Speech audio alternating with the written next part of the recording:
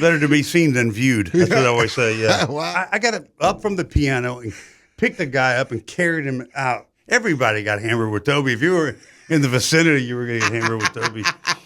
Well, how are you feeling, man? I feel great. You had a heart attack? And a stroke. I don't remember any of it, but, I know I wasn't feeling well, and I just had genetic heart disease, because I wasn't a drinker and a partier or any of that. I worked out every day.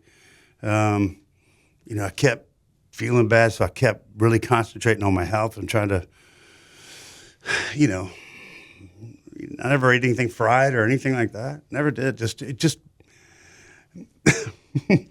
just caught up with me, the genes. And I asked my doctor, and he said, "Dude, you had no chance. You were going to die." He said, "You just had bad genetics." And he said, "You're probably alive because you did take care of yourself."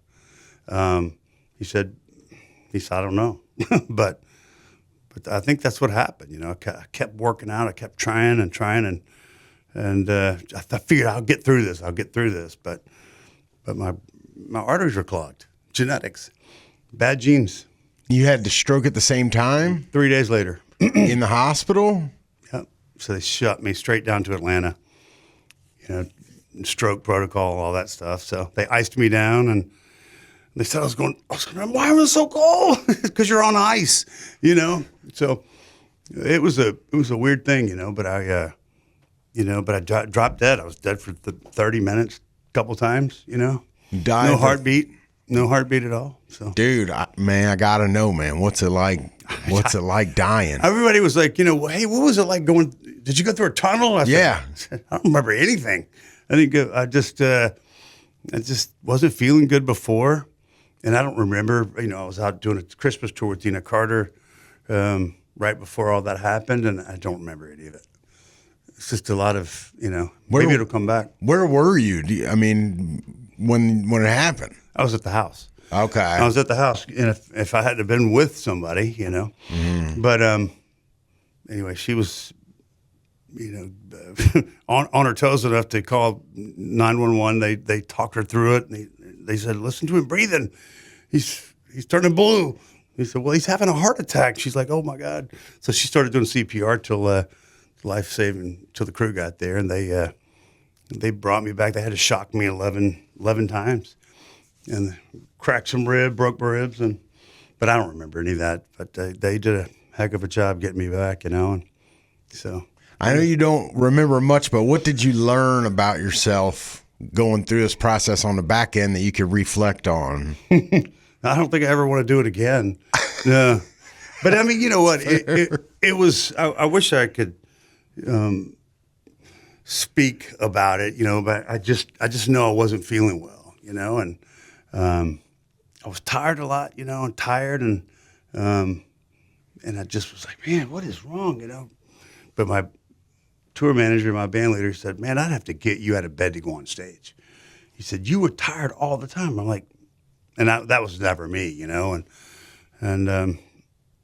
but it was it was in the right place at the right time, thank goodness, and they rushed me to Vanderbilt, and thank goodness for that. Are you able to still tour like at full speed now?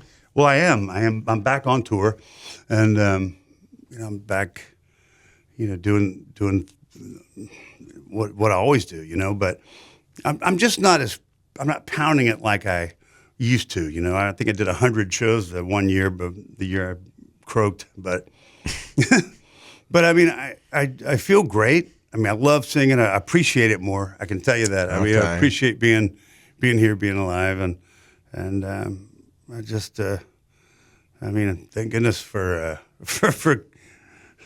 medicine. I mean, those guys. I mean, I probably would not have lived a few years ago, but they can stent you and fix your. And, I mean, it's you think you're doing everything right, and then it all goes wrong, right? It's just weird that way, but that's just life, I suppose.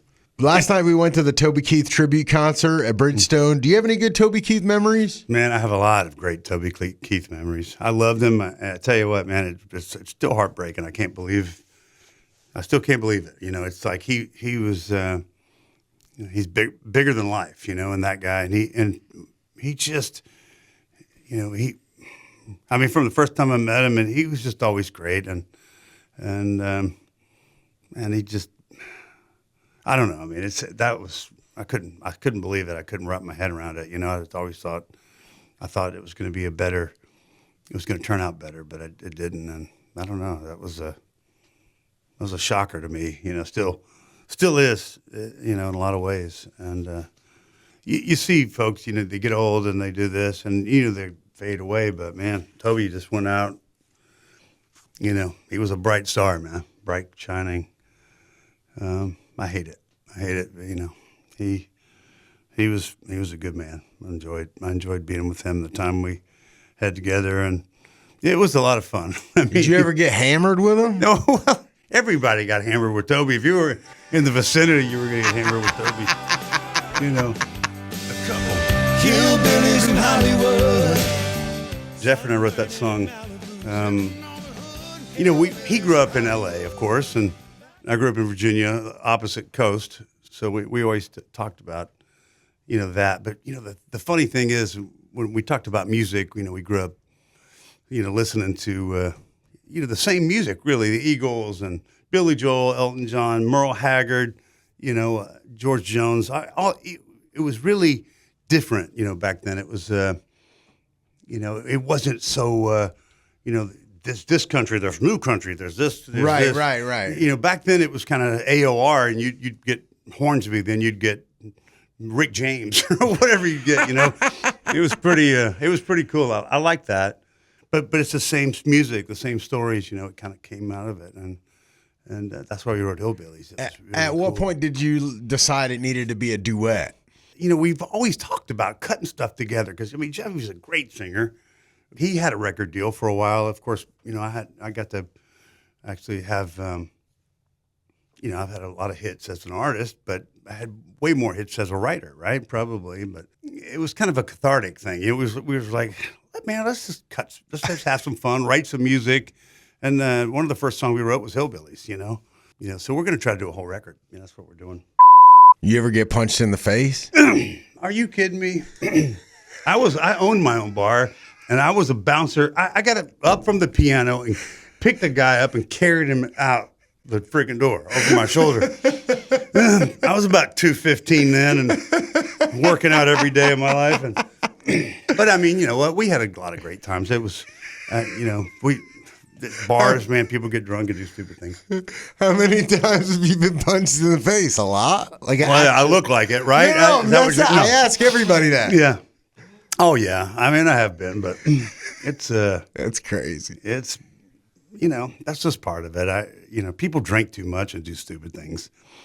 It's country music, man. Yeah, yeah, I know, but man, heck, I'd rather just have a beer with somebody than hit them in the face. I mean, unless they're doing something stupid. Yeah, but I've seen it happen. I mean, I've seen some good ones.